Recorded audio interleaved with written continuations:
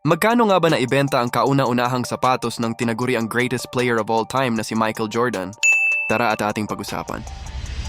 Ang Nike Airship ang kauna-unahang signature shoes na sinuot ni Michael Jordan noong 1984, rookie season niya bago pa man lumabas ang Jordan 1. At ang sapatos na ito ang nagdulot ng kontrobersya dahil ito ay tinawag na banned shoes ng NBA noon dahil ito daw ay lumabag sa NBA uniform rule na kung saan pula at itim ang kulay nito na dapat daw ay mostly black or white lang ang design.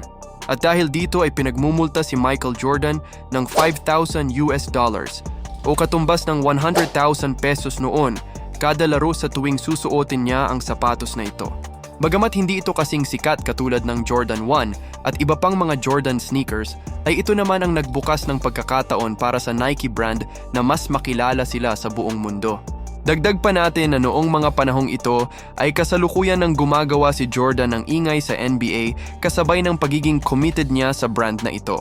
At alam niyo ba kung magkano na ibenta ang Nike Airship na ito ni Michael Jordan?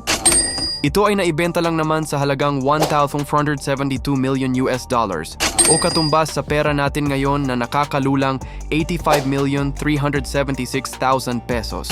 At ito ay naibenta noong October 24, 2021 sa Sotheby's Auction sa Las Vegas, USA.